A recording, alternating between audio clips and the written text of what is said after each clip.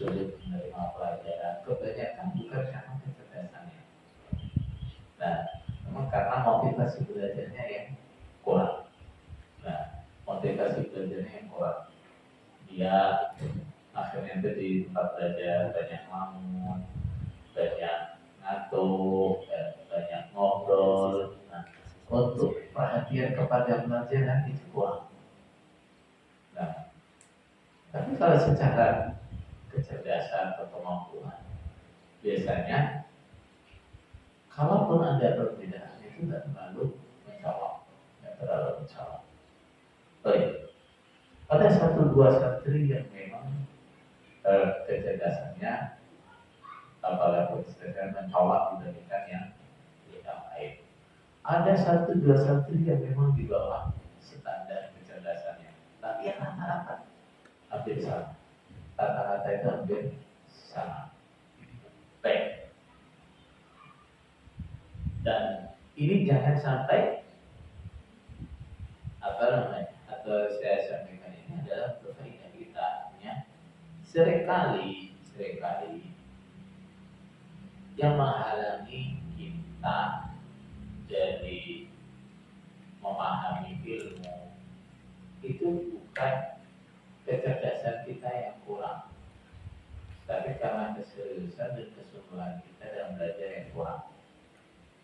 Itu saja. Karena apa? Bicara tentang ilmu agama, ilmu-ilmu yang terkait dengan Al-Quran dan Sunnah Rasulullah SAW. Nah, itu kalau kita lihat secara dalil itu adalah ilmu-ilmu yang mudah, bukan ilmu-ilmu yang sulit. Al-Quran Allah sebutkan apa? Walaqad yassarna al-Qur'ana lidzikr. Al-Quran dalam kitab yang Allah sudah mudahkan. Nah, artinya di sini segala sesuatu yang terkait dengan Al-Quran adalah ilmu mudah. Nah, asal apa? Kita serius, sungguh-sungguh mempelajarinya. Baik. Kemudian wal muwadhabati ala wadhaifil awrat, dan tertib untuk mengerjakan amalan-amalan rutinnya. Apa saja pekerjaan rutinnya, rutinitasnya? Nah, pertama satu minal ibadati, dari ibadah. Karena tujuan utamanya ilmu dicari itu adalah untuk bekal ibadah. Nah, wal istighal, dan istighal itu maksudnya adalah belajar. Nah, wal istighal itu maksudnya mengajar.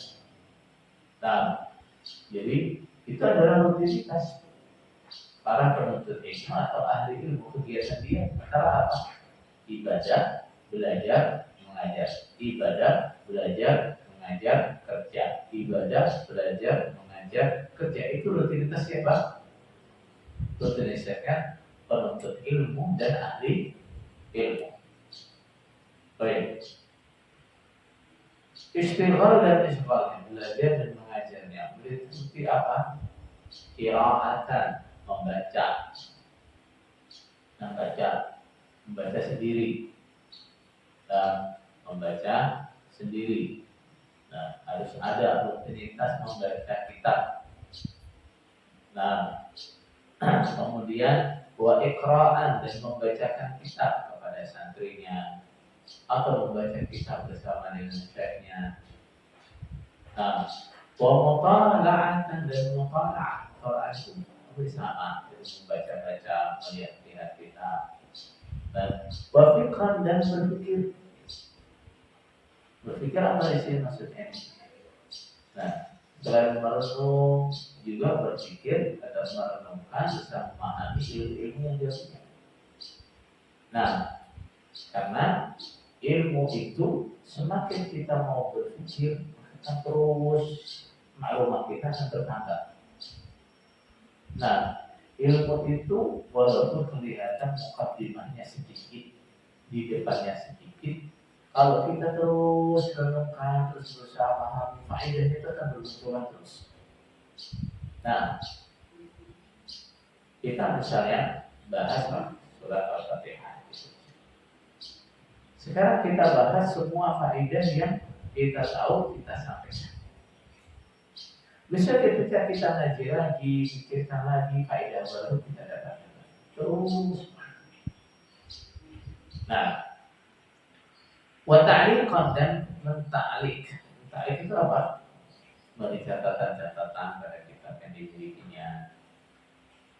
Dan misalnya, kalau kita bercatatan kaki, catatan kaki. Dan jadi membaca sambil apa? Misalnya di situ ada misalnya perlu dikomentari, komentar sedikit. Nah, entah itu menjelaskan derajat hadisnya, atau menjelaskan faedahnya, atau mungkin ada faedah lain dari kitab lain yang ada dalam hal yang terkait dengan kitab ini ditulis di catatan kakinya. Baik. Wah, hifdzah dan menghafal. Jadi untuk santri sekarang kayaknya paling sulit diajak menghafal. Nah, paling sulit untuk diajak menghafal.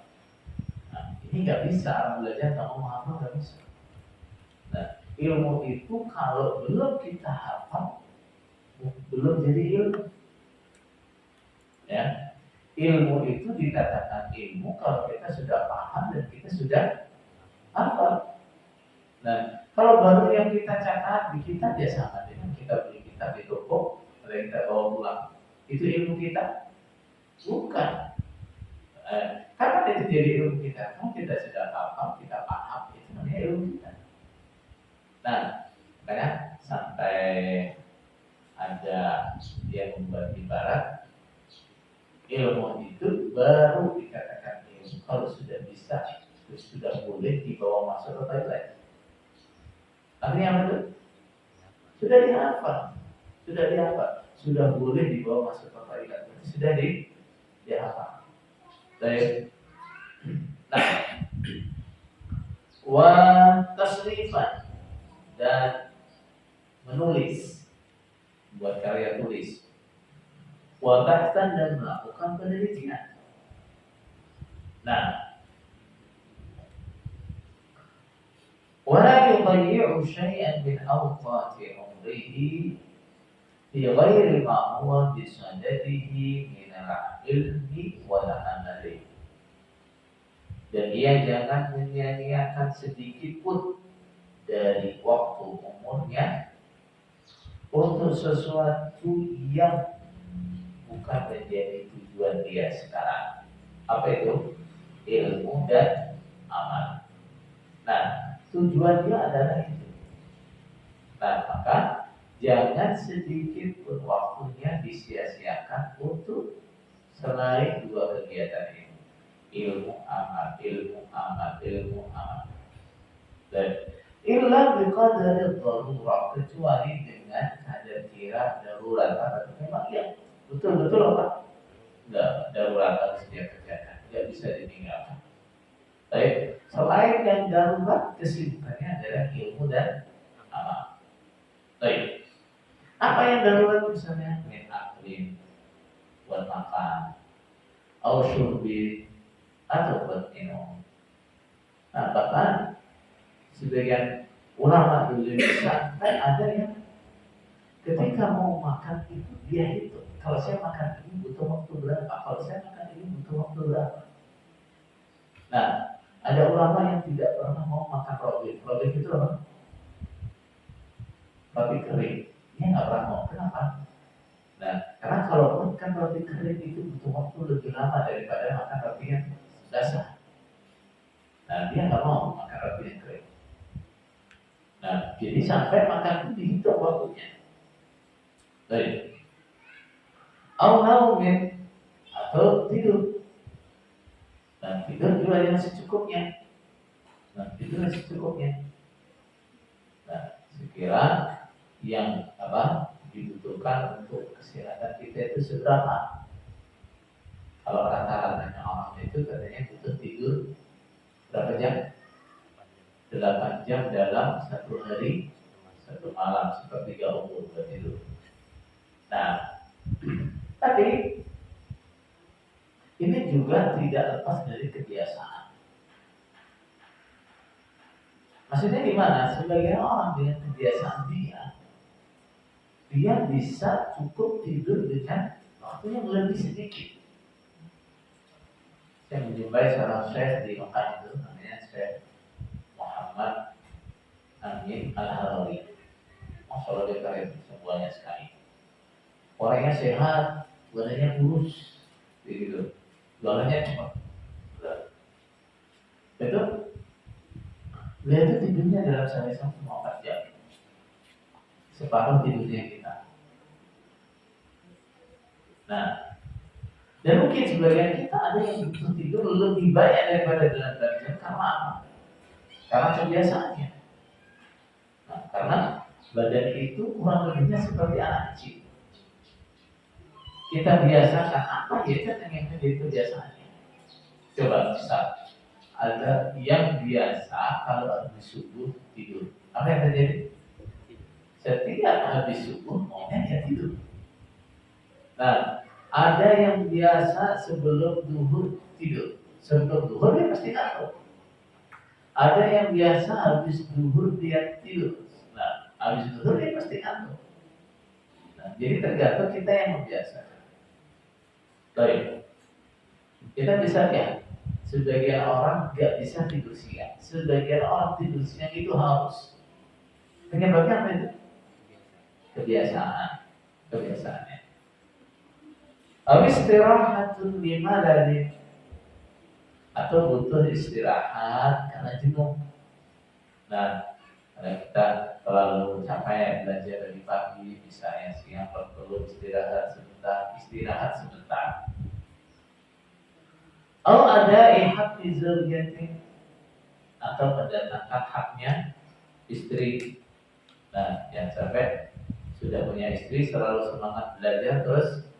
Nah, haknya istri ditinggalkan nggak boleh. Itu kewajiban. Nah, zairin atau orang yang berkunjung.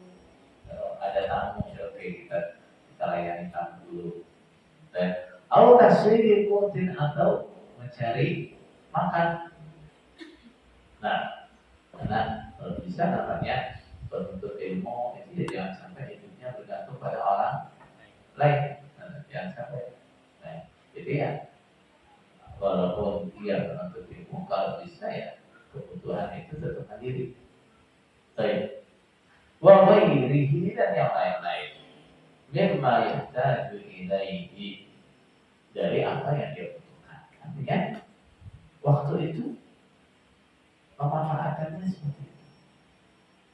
Nah, tujuan utamanya adalah belajar dan ibadah. Itu tujuan. Nah, yang lain-lainnya sesuai dengan yang dibutuhkan saja. Nah, kalau memang itu darurat, saya harus kerja, oke berarti saya harus kerja. Saya ada tamu, oke saya layani tamu. Saya harus makan minum. Selesai itu gimana? Kembali kepada rutinitasnya, belajar atau ibadah.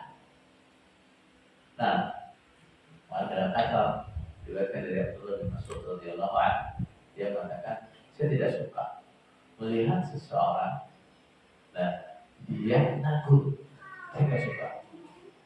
Nah, ibadah yang enggak, belajar yang enggak, dan kerja juga enggak. Nah, istilahnya anak sekarang jadi kaum apa? Kaum berbahan. Jadi kaum berbahan. Dan cuma tiduran aja kerjanya. Nah, sambil main HP, sambil main game. Nah, itu nggak boleh seperti itu. Karena apa? Waktu itu seperti pedang. Nah, seperti pedang. Kalau kita tidak memanfaatkannya dengan baik, pasti akan membahayakan kita. Nah, badan manusia itu dinamis, tidak bisa berhenti, tidak bisa. Wa nasuka illam tusbilhu asbak. Badanmu kalau tidak kau sibukkan, maka dia akan menyibukkan. Nah, cuma rebahan, ada yang dikerjakan itu. Apa itu? Ngelamun. Apa itu? Main HP. Apa itu? Main game dan seterusnya. Nah, artinya kalau dia tidak ada pekerjaan positif, pasti ada pekerjaan yang negatif. Nah, pasti negatif. Awli alamin awli ghairihi mimma yata'addaru ma'ahu lishtighal. Nah, atau karena sakit atau karena yang lainnya yang menjadikan dia tidak bisa belajar. Nah, bahkan wakana ba'duhum la yatruku lishtighal li'urudi maradin khafifin. Bahkan sebagian salaf mereka tidak meninggalkan belajar karena terhadap sakit yang ringan. Enggak. Nah, kalau cuma pusing-pusing dikit, ya enak badan dikit. Nah, itu tidak mereka jadikan alasan untuk meninggalkan belajar. Nah, awal min latif, nah, atau sakit yang ringan. Oleh misalnya apa? Kejepit tangannya, misalnya apa? Nah, telurkan tangannya, telurkan dikit. Ya. Nah, balkana yastashfi ilmi. Bahkan sebagian dari mereka berobat dengan ilmu. Nah, jadi kalau cuma sakit sedikit itu obatnya justru sibuk dengan ilmu. Wa yushghilu biqadri al-imkan. Dan dia menyibukkan diri dan mengajar sebisanya. Nah, beberapa masyayikh kita jumpai kelihatan batu-batu, suaranya serak gitu. Ya tetap aja ngajar. Tetap saja ngajar. Kita yang sudah muda memberikan keadaan malu sendiri. Nah, kita biasanya gak enak badan, gigit. Nah, saya itu sakit, kita tetap ngajar. Nah, kalau bila idza maridna tadawaina bidzikrikum. Ketika kita sakit, maka kita akan berubah dengan cara mengingat Engkau. Wa natruku dzikra ikhlalan pada terkisah. Dan ketika kita tidak lagi mengingatmu karena ikhlas, nah, karena meremehkan, nah, maka kami akan kembali sakit. Baik. Kenapa saudara sekalian? Seperti yang dikatakan bahwa penyebab sakit atau yang memperparah sakit itu 80% adalah pikiran. Nah, pikiran. Kita jumpai orang itu sebenarnya asalnya ya sakitnya ringan. Nah, tapi apa? Dia turuti malasnya badannya, dia kabarkan kepada orang yang dia sakit terus. Nah, dia semestinya sembuh dan malah jadi malah sakitnya. Nah, sebagian orang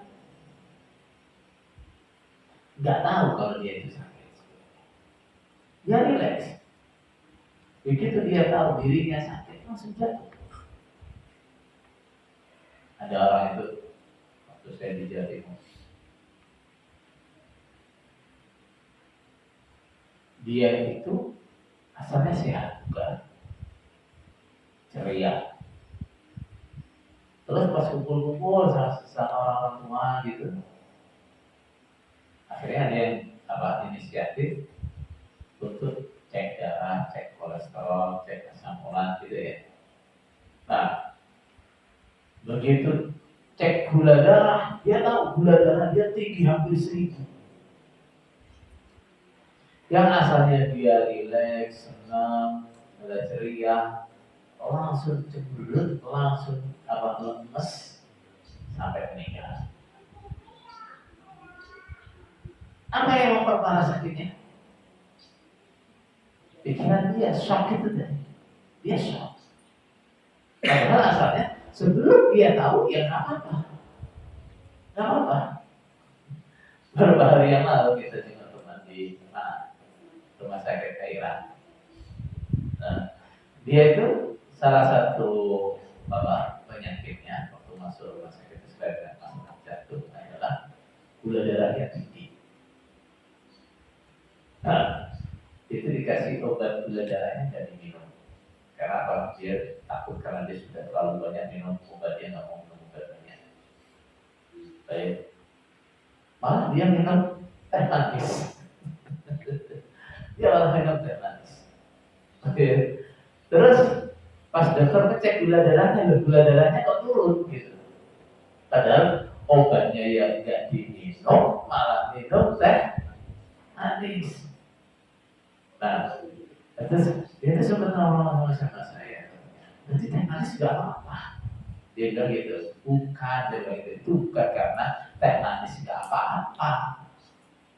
Itu masalahnya adalah sampai ketika sampai minum kopi manis itu, ya pikiran sampai stres, sampai senang, akhirnya gula darahnya turun. Ya kalau gula ya tetap berpengaruh, bahaya kepada kadar gula itu pengaruh. Nah, tapi bedanya adalah tadinya cemberut, murung, begitu minum kopi, minuman kesukaannya, pikirannya senang. Masalahnya itu. Ya, nah sekarang kembali ke ini. Namanya obsesinya para penuntut ilmu atau ahli ilmu, itu obsesinya apa? Ya ilmu. Kalau dia memang betul-betul orang yang mencintai ilmu, nah hiburan dia adalah ketika dia sibuk dengan ilmu, entah itu belajar atau mendengar atau mengajar, itu hiburan dia. Nah, ketika dia senang dan pikirannya stres, nah, maka apa? Sakit-sakit ringan itu hilang. Nah, maka sakit-sakit yang berat bisa menjadi ringan. Ada kisah seorang ulama, dia sakit datang ke tabib, kemudian oleh tabib disyaratkan untuk istirahat total. Gak boleh baca kitab, gak boleh menulis kitab, aktif sekali. Apa kata dia? Kamu mau membunuh saya? Nah, kalau saya gak boleh baca, gak boleh nulis, berarti kamu bunuh saya. Nah, istirahatnya dia, hiburan dia adalah apa? Membaca, menulis, itu hiburan dia. Paham ya? Baik. وذلك لأن درجة العلم درجة وراثة الأنبياء. Kenapa oleh ilmu harus serius, sungguh-sungguh, gak boleh cengeng ya? Nah, katanya para orang gak boleh cengeng. Nah, sakit-sakit dikit abaikan. Nah, capek-capek dikit abaikan gak boleh cengeng. Nah, kenapa? Karena derajat atau levelnya ilmu itu adalah level warisan para nabi. Coba, bukan sekedar warisan raja, bukan. Tapi itu adalah warisan siapa? Para nabi, warisan para nabi. Baik. Sesuatu yang mulia atau bukan? Ya, sesuatu yang mulia. Wala tunadul ma'ali illa bisyidil anfus. Nah, hal-hal yang mulia, hal-hal yang luhur itu tidak bisa diraih kecuali dengan bersusah payah. Nah, ilmu juga demikian, karena sesuatu yang mulia maka tidak mungkin kita dapatkan tanpa susah payah. وفي صحيح مسلم عن يحيى بن أبي كثير أنه قال لا يستطاع العلم براحة الجسم. Dalam Sahih Muslim ada riwayat, kalimat hikmah dari Yahya bin Abi Katsir, apa dikatakan? Ilmu itu tidak mampu diperoleh dengan badan yang rah. Apa rah itu? Nah, antum pengen pinter, tapi pengennya belajarnya santai aja. Bisa? Nggak bisa. Nggak bisa. Jadi harus serius, harus sungguh-sungguh. Baik. Wa fil hadithi huffatil jannatu bil makarih. Juga ada hadis mengatakan bahwa surga itu dikelilingi dengan hal-hal yang tidak menyenangkan. Baik. Pertanyaan. Jalan paling lapang menuju surga itu apa? Ilmu. Man salaka tariqan yaltamisu fihi ilman sahhalallahu lahu tariqan ilal jannah. Nah, barang siapa menempuh suatu jalan untuk menuntut ilmu, maka Allah mudahkan bagi dia jalan masuk surga. Jadi jalan surga yang paling lapang itu adalah jalan ilmu. Baik. Kalau itu jalan surga, pasti apa itu? Dia akan dikelilingi dengan hal-hal yang tidak menyenangkan. Gimana? Nah, harus sungguh-sungguh, harus serius. Dalam waktu yang lama lagi. Dalam waktu yang lama. Baik. Nah, dia harus meninggalkan kesenangan-kesenangan. Nah, terutama kalau itu masih remaja, masih muda-muda. Nah, itu pengorbanan yang harus dia tempuh. Dia nggak boleh diiringi dengan teman-temannya yang di luar pesantren, yang banyak waktu bermain, banyak waktu bersenang-senang, bisa kesana kemari. Dia nggak boleh diiringi dengan itu. Baik. Ada syair, turidina idrakal ma'ani rakhlisatan wala budda duna syahdi min ibadin nahli. Engkau menginginkan mencapai kemuliaan dengan cara yang murah. Mungkin? Nggak mungkin. Nah, wala budda duna syahdi min ibadin nahli. Bahkan orang untuk dapat madu saja dia harus melewati apa? Disengat lebah. Takut disengat lebah, jangan berharap dapat madu. Nah, ingin mendapatkan kemuliaan dengan cara yang murah mustahil. Itu mustahil. Baik. La tahsabil majda tamran anta ta'kulu. Jangan engkau kira kemuliaan itu seperti kurma yang kau makan, tinggal ambil comot makan. Jangan dikira seperti itu. La tablughul majda hatta tal'aqas sabira. Engkau tidak akan mencapai kemuliaan sampai engkau mengunyah menelan sabir. Apa itu sabir? Sabir itu kayu baja pahit rasanya. Ya kalau di kita seperti apa? Brutawali gitu, pahit kayak gitu. Nah, jadi engkau tidak akan mencapai kemuliaan sampai kau merasakan pahit gitu. Artinya betul. Setelah usaha keras, sungguh-sungguh baru bisa didapat. Nah, ilmu seperti tadi, ilmu itu adalah kemuliaan. Dan sesuatu yang paling mulia. Gak mungkin akan didapat dengan cara yang murah, gak mungkin. Nah, ilmu gak bisa dibeli. Ya, kalau bisa dibeli gimana Pak Dewa? Berani nggak? Bayar 1 miliar dijamin besok langsung jadi ahli ilmu. Berani nggak Pak?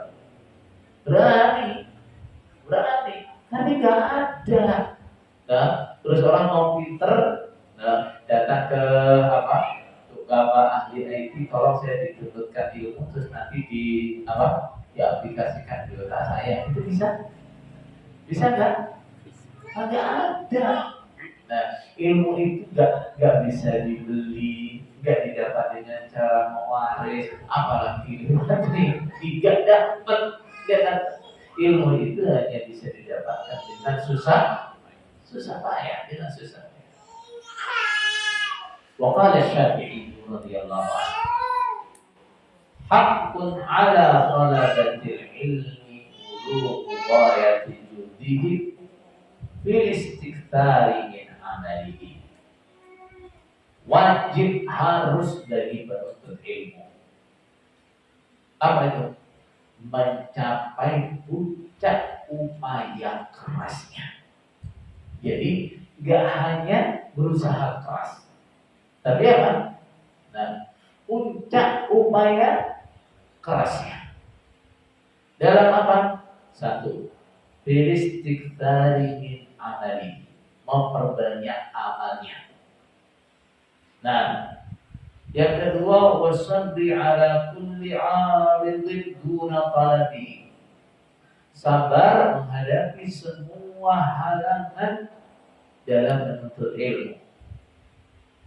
Nah, semua yang menghalangi dia dari menuntut ilmu harus dihadapi dengan sabar. Nah, dan biasanya musuhnya yang paling besar, penghalang paling besar untuk menuntut ilmu itu apa? Dirinya sendiri. Nah, dirinya sendiri. Biasanya apa itu? Malas, bosan, gitu. Nah, biasanya dirinya sendiri, pesimis. Nah, ini yang harus dia lawan. Harus dia lawan. Baik. Wa ikhlasin niyyati lillahi ta'ala fi idraki ilmi, dan ikhlas, murnikan niat untuk Allah Subhanahu wa ta'ala di dalam upaya menggapai ilmu. Nas sama istinbat, baik ilmu secara nas maupun secara istinbat. Artinya secara nas gimana? Ngapalkan ayat-ayat, ngapalkan hadis-hadis, ngapalkan matan-matan, dan wastinbat, dan berusaha untuk menggali dari nas ini apa yang bisa dia pahami, dari masalah ini apa yang bisa dia pahami. Dia harus apa? Ini memang harus dia upayakan betul. Nah, dan untuk mencapai ini gimana? Nah, harus berusaha betul untuk memurnikan niatnya kepada Allah Subhanahu wa ta'ala. Warraghbati ila Allah ta'ala fil 'auni 'alaihi. Nah, dan besar harapannya kepada Allah untuk ditolong untuk mendapatkan ilmu. Jangan sampai orang hanya mengandalkan usahanya, hanya mengandalkan kecerdasannya, jangan sampai. Nah, karena apa? Illa yakun lil fata min Allah 'abd fa awwalu ma jana 'alaihi ijtihaduhu. Karena kalau seorang pemuda tidak diberi pertolongan oleh Allah, bisa jadi yang pertama kali melakukan kejahatan kepada dirinya, artinya bagi yang pertama kali merusak dirinya adalah kesubuhan dia. Nah, adalah kesubuhan dia. Baik. Waqala Rabi' lam ara Syafi'iyya radhiyallahu anhu akilan binaharin wala na'iman bilail lishtighalihi bitasbih. Rabi mengatakan, aku tidak pernah melihat Asy-Syafi'i makan di siang hari, tidur di malam hari. Artinya betul, menunjukkan banyaknya puasa dia, Nah, dan banyaknya dia bergadang untuk apa? Istighfar di tasbih, karena dia sibuk untuk menyusun buku, baik sibuk dengan karya tulis. Nah, bahkan suatu ketika Imam Syafi'i bersama ke rumahnya Imam Ahmad. Karena Imam Ahmad yang selama ini mendengar banyak cerita-cerita menakjubkan dari Imam Syafi'i, dia ingin menyaksikan sendiri bagaimana. Pada Allah baru datang ke rumahnya Imam Ahmad,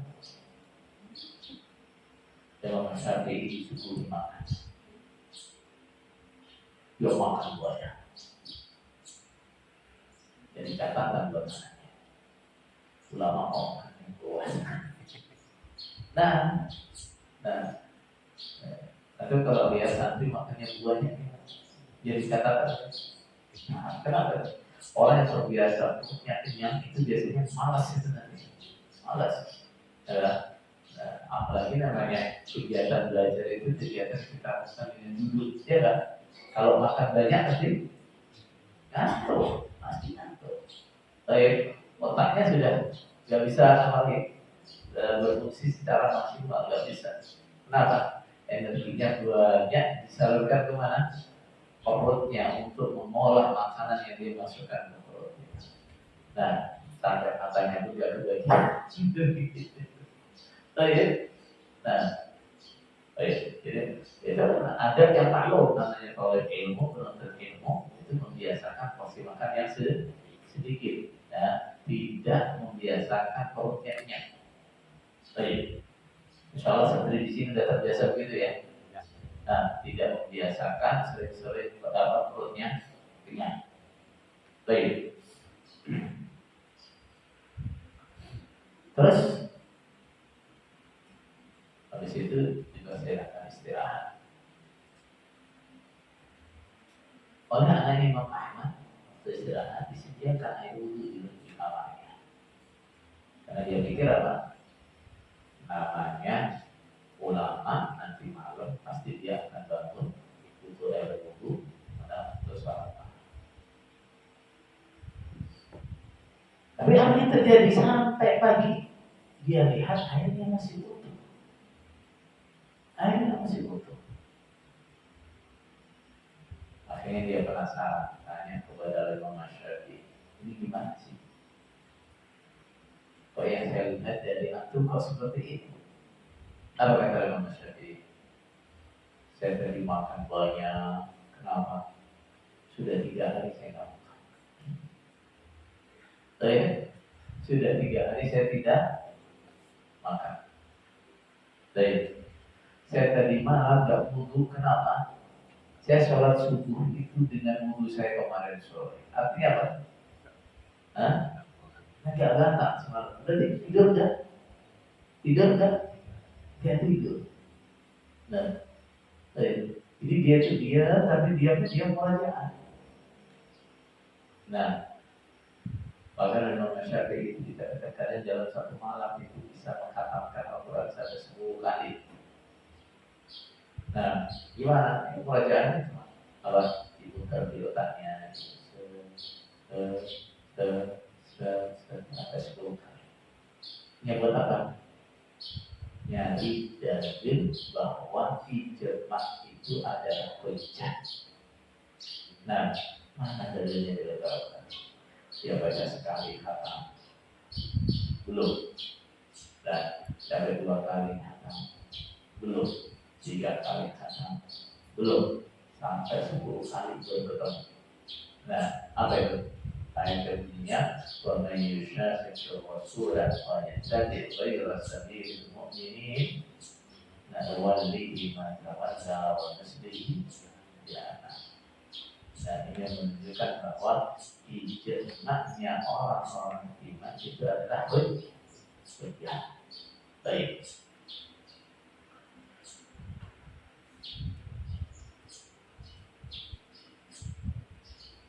Wa ma'adhalika fala yuhammilu nasabu min dhalika fawqa taqatiha. Tapi walaupun begitu, jangan membebani dirinya di atas kemampuannya. Baik, itu adalah contoh dari para ulama dulu begitu. Tapi kita tidak harus begitu. Nah, artinya kita mampunya seberapa? Yang kita tiru itu adalah semangatnya, spiritnya. Dan ada prakteknya gimana? Sesuai dengan kemampuan kita. Nah, kenapa? Kaila tas'ama wa ta'ala, agar kita tidak jenuh dan tidak bosan. Nah, Rasulullah SAW mengatakan, "Salifu minal a'mali ma tutiqun." Nah, bebani diri kalian dengan amalan-amalan yang memang kalian kerjakan. Nah, makalah gimana? Ahabul amali ilallah madama wa qalla. Nah, salah satu amalan yang paling dicintai oleh Allah adalah amalan yang rutin walaupun jumlahnya hanya sedikit. Baik, artinya kita ukur yang sekiranya saya itu bisa konsisten seperti apa. Nah, badan saya kira-kira mampunya konsisten seberapa. Farubbama nafarat nafratan la yumkinuhu tadarukuha. Karena terkadang kalau sudah kadung jenuh, kadung bosan karena apa? Programnya terlalu banyak, akhirnya apa? Justru jadi benci dengan ilmu, benci dengan ilmu dan nggak bisa dipulihkan lagi. Baik, ini juga sama ya. Baik, kita memperlakukan diri kita sendiri atau memperlakukan anak didik kita atau anak kita. Nah, kadang-kadang orang tua itu semangat banget. Anak nanti sekian sudah harus hafal Quran. Akhirnya apa? Proletan. Nah, akibatnya justru negatif. Apa itu? Anak kadang setelah itu merasa kebahagiaanku dirampas karena aku dipaksa membaca atau mengatakan Al-Quran. Dan akhirnya justru jadinya negatif, dia justru malah benci dengan Al-Quran.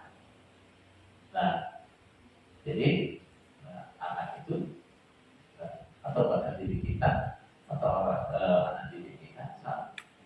Dan kegiatan yang terlalu berat, nah itu kalau sudah kadang menjadikan bosan, menjadikan jenuh, kadang-kadang sulit untuk dipulihkan.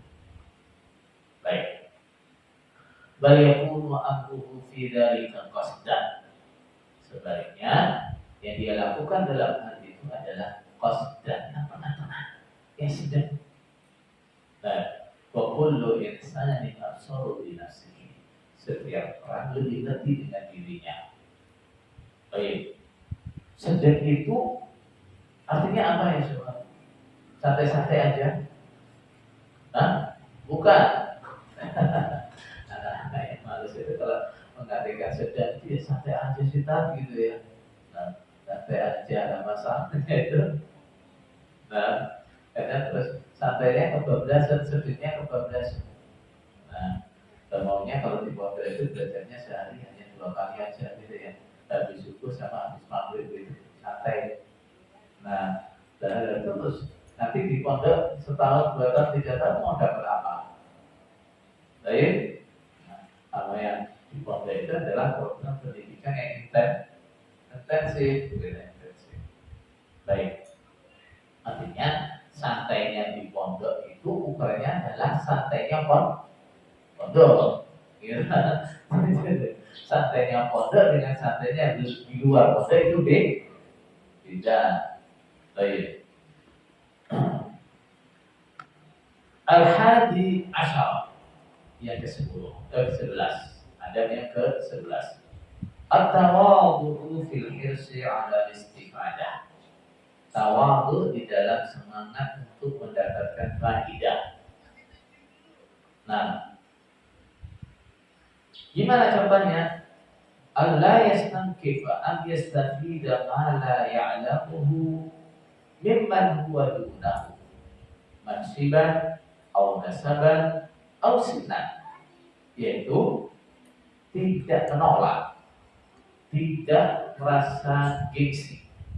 Nah, untuk mengambil faidah, belajar apa-apa yang dia belum bisa dari orang yang levelnya di bawah dia, baik itu pangkatnya, nasabnya, umurnya, atau bahkan ilmunya, atau bahkan namanya ilmunya.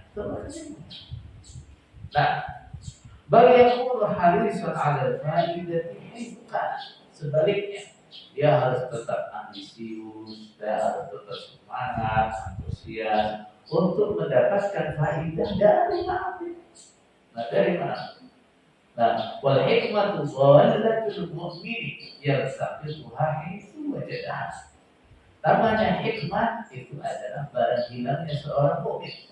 Itu harta dia yang hilang. Gimana? Akan dia ambil di mana pun dia ketemu. Kita ada uang, kita hilang di 1 juta. Kita temukan itu bukan sampah. Kita mau gengsi ngambilnya? Hah? Hah? Enggak kan? Enggak, walaupun kita temukannya di mana? Di tempat sampah. Kita ada uang, kita 1 juta misalnya, hilang. Yang datang bawa uang itu, misalnya orang miskin, badan yang kotor, kita mau gengsi itu terimanya. Masa uang saya diambil sama orang miskin gitu, mau gitu? Nah, bahkan yang bawa anak kecil, belas, nah, apalagi, nah, apalagi, nah, rembes misalnya, kita mau gengsi untuk terimanya? Enggak.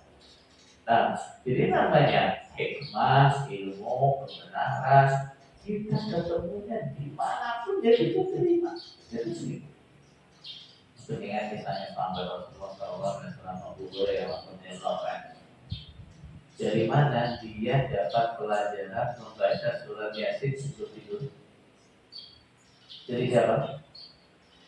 Dari iblis. Dari setan. Dari setan. Dan dia kemudian dia praktek kepada Rasulullah SAW, ini benar kan? Rasulullah benar. Nah, benar. Dia saat itu jujur, wa ikana kedah, walaupun dia itu tukang bohong.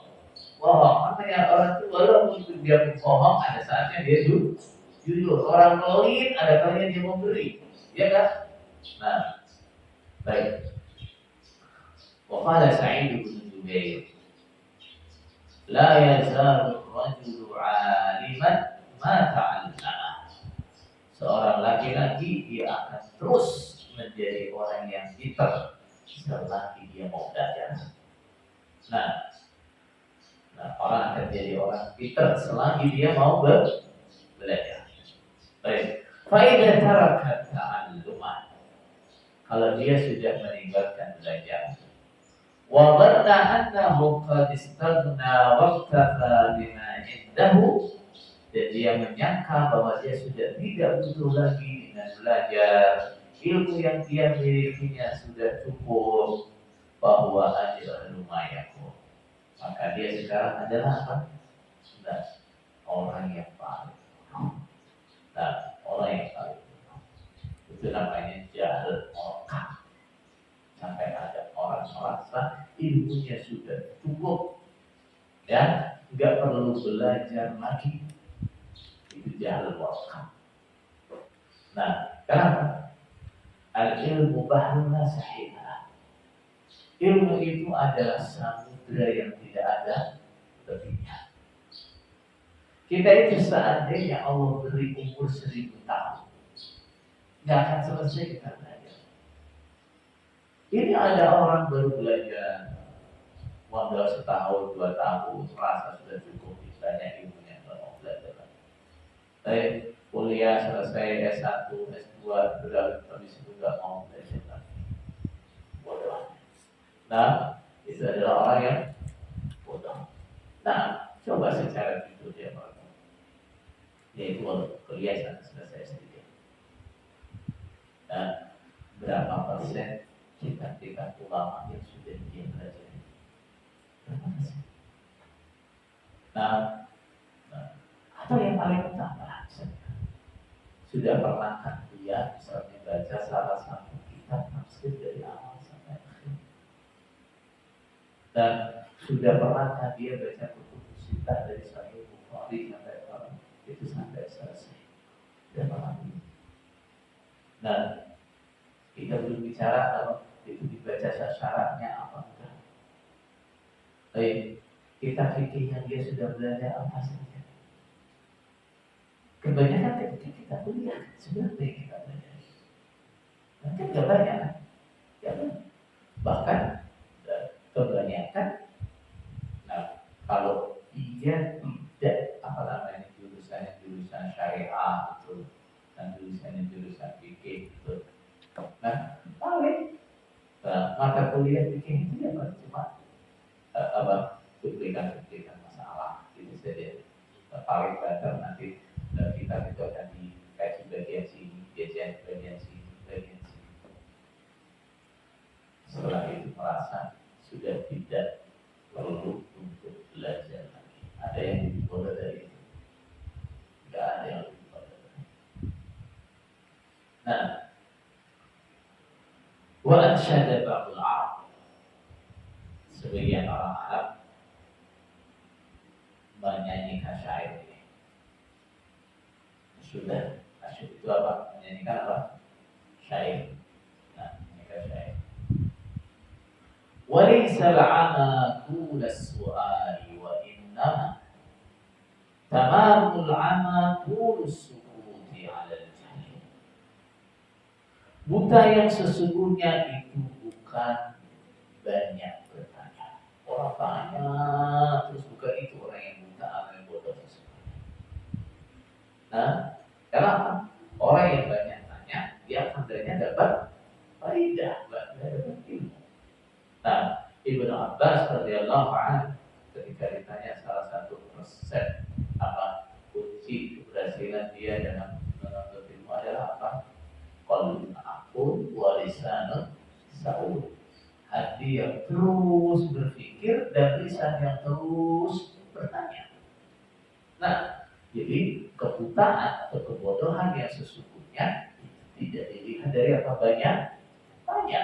Nah, kita kalau lihat orang kok tanya terus berdoa sih gitu.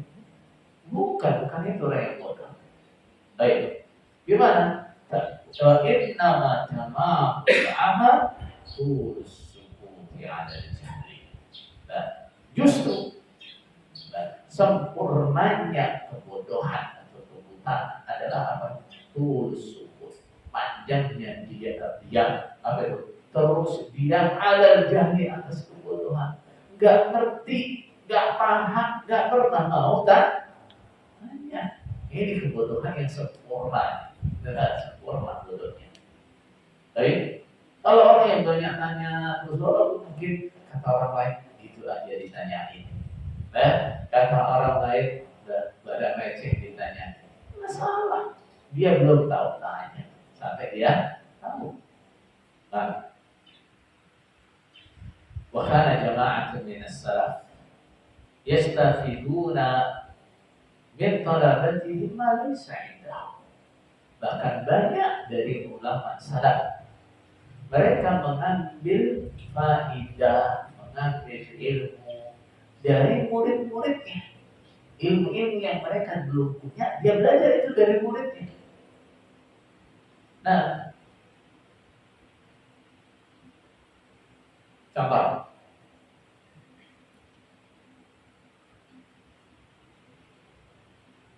semacam Ibnu Abbas, Ibnu Umar. Mereka juga meriwayatkan hadis dari Ka'ab al-Ahbar. Ka'ab itu siapa? Sahabat Nabi? Bukan, tabi'in. Tabi'in. Atau kalau baca kitab hadis banyak kita jumpai riwayatnya sahabat Rasulullah Sallallahu Alaihi Wasallam dari tabi'in. Perannya tabi'in apa nyalakan? Muridnya apa gurunya? Muridnya sahabat. Nah, banyak sahabat Rasulullah meriwayatkan hadis dari sahabat tabi'in. Dan Ibnu Abbas, siapa yang ragu dengan keilmuan?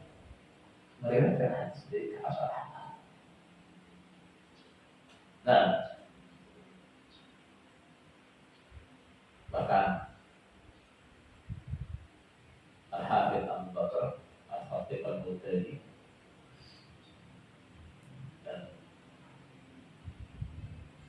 membuat karya tulis khusus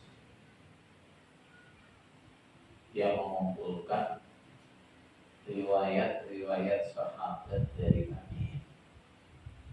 Dan itu terkumpul hadisnya sangat banyak. Riwayat-riwayat sahabat dari Nabi.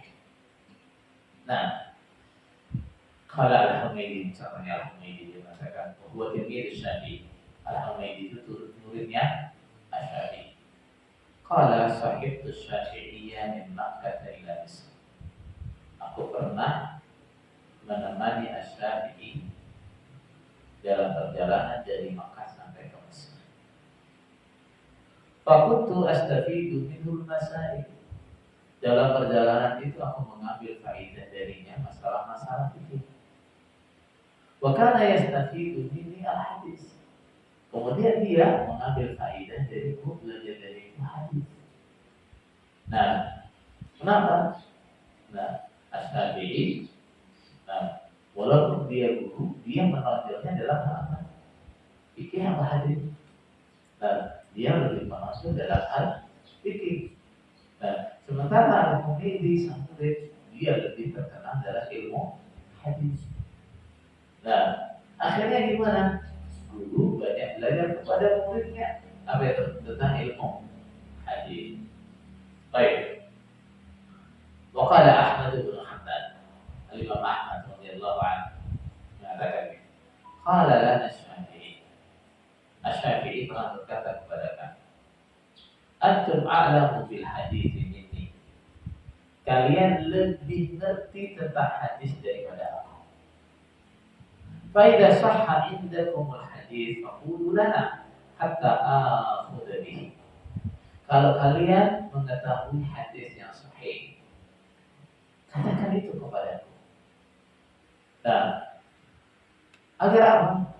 Agar aku nanti mengambil hadis itu. Tapi apa? Seandainya padahalku salah, pemahamanku salah, istinbatku salah, bertentangan dengan hadis yang sahih, saya akan uji. Nah, itu dikatakan oleh Al-Imam Syafi'i kepada siapa? Al-Imam Ahmad dan teman-teman. Mereka siapa? Imam Ahmad itu levelnya apanya Syafi'i? Muridnya.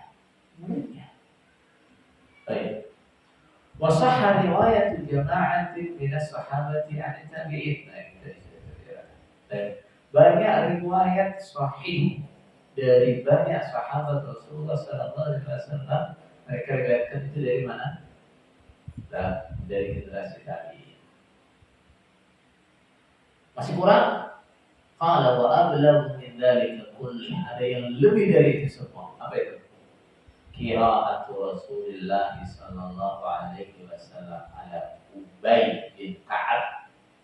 Rasulullah sallallahu alaihi wasallam menyimakkan bacaannya kepada Ubay bin Ka'ab. Wa qala amarnillahu an aqra'a alaihi.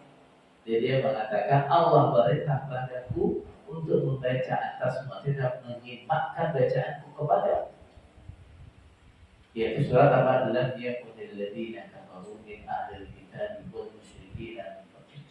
Rasulullah diperintah untuk menyimakkan bacaan surat ini kepada Ubay bin Ka'ab. Baik. Lalu bagaimana kalau misalnya kita mau merasa gengsi? Saya kalau suruh belajar dari anak kecil, saya kalau disuruh belajar dari orang yang usianya lebih muda daripada saya kalau disuruh belajar kepada murid saya sendiri, gimana? Nah, padahal saudara sekalian, terkadang dan seringkali dan itu kenyataan. Misalnya, katakan saya belajar, apakah semua ilmu agama saya punya? Nah, hati saya sebagian kecil, pikiran sebagian kecil, semua sebagian kecil. Nah, ditambah lagi saya belajar hanya sampai selesai. Nanti murid-murid saya di pesantren, mereka ada yang kuliah di Madinah, ada yang belajar di Yaman, ada yang juga kembali belajar ke Misalnya mereka harapannya adalah apa? Pulang membawa ilmu yang lebih daripada yang gurunya miliki. Itu kan harapan. Nah, coba sekarang Ustaz ketika mendidik murid, harapannya apa? Muridnya pintar seperti dia atau lebih pintar daripada dia? Tidak lebih pintar daripada dia, itu harapannya Ustaz. Nah, ketika muridnya datang dengan ilmu yang lebih banyak atau dengan ilmu yang dia belum miliki, apa alasan yang menjadikan kita kemudian untuk merasa gengsi, merasa malu untuk belajar kepada dia? Nah, jadi memang kita harus belajar kepada junior, belajar. Dan uang itu bensin. Nah, seperti dikatakan mimanilah ya ta'allama, ada dua sifat mim nih yang menjadikan orang tidak bisa belajar. Apa itu? Satu mustahil, orang yang malu. Nah, mau belajar malu, mau tanya malu. Masa saya mau duduk sama anak-anak. Nah, masa saya udah tua gini mau belajar baca Quran, nggak pakai ikrar lagi, gitu ya. Nah, misalnya, ya kan orang bisa belajar kalau cara berpikirnya begitu. Tapi Allah Ustaz dia atau orang yang sombong, ini dia kan murid saya. Nah, dia akan nilai orang saya. Nah, apalagi dimasuki, masa saya orang kaya suruh duduk di lantai sama yang lainnya. Nah, bisa dia belajar begitu? Ya bisa. Baik. Qalu min fawaidihi an la yamtani al-fadilu min al-akhdhi 'anil maqbul. Termasuk faedah dari hadis ini adalah seseorang yang fadil. Apa fadil itu? Memiliki kelebihan, derajatnya lebih tinggi, levelnya lebih tinggi, ilmunya lebih banyak. Nah, tidak boleh menolak untuk mengambil ilmu dari yang makbul, yang derajatnya di bawahnya, yang levelnya di bawahnya. Tidak boleh, tidak boleh. Nah, itu sudah langsung dicontohkan oleh Rasulullah, mengambil ilmu dari siapa? Ubay bin Ka'ab, sahabat-sahabat Rasulullah, mengambil ilmu dari siapa? Ulama-ulama tabi'in. Nah, Immatul Madahib juga sama, mereka juga di situ belajar dari siapa? Nah, belajar dari murid-muridnya sendiri. Bahkan, nah, Bala mengatakan orang tidak akan betul-betul menjadi ahli hadis atau ahli ilmu sampai dia juga belajar ilmu, mengambil ilmu dari orang yang selevel dengan dia dan dari orang yang levelnya di bawah dia. Baru itu namanya ahli ilmu, baru itu namanya ahli hadis. Dia mau duduk di majelisnya dan ahli ilmunya selevel dengan dia atau bahkan levelnya di bawah dia, itu baru namanya ahli ilmu. Terutama ahli ilmu dari sisi apa? Ketawaduannya. Ahli ilmu dari sisi ketawaduan. Nah, karena sifat tawadu dan akhlak tawadu itu adalah salah satu akhlak utama yang harus dimiliki oleh ahli ilmu. Kalau ahli ilmu belum terbukti tawadunya, berarti apa? Belum bisa dikatakan ahli ilmu yang sesungguhnya. Sampai terbukti tawadunya. Terbukti tawadunya gimana? Dia mampu belajar dengan muridnya, ya. Dia mampu belajar dengan yang selevel dengan dia. Dan terlebih kalau ilmu itu kita juga belum belajar, belum bisa. Adanya di mana? Murid kita. Adanya di mana? Di teman kita. Apa yang menghalangi kita untuk belajar dari ini? Baik, apalagi dari al-hikmatu dhalatul mu'min. Nah, yaltafiduha haitsu wajibna. Nah, namanya hikmah, ilmu, faidah. Nah, itu adalah dhalatul mu'min, barangnya orang iman yang hilang.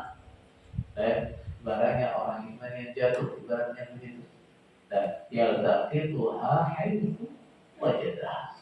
Dan dia berhak mengambilnya, dia harus mengambilnya dimanapun dia temukan itu. Dan ketemu di kota sampah, ketemu di bawah orang gila, ketemu di bawah orang miskin, ketemu di bawah orang yang kotor, siapapun yang bawa, nah, maka dia harus berterima kasih kepada yang menemukan kan. Nah, baik. Insyaallah ini sekian.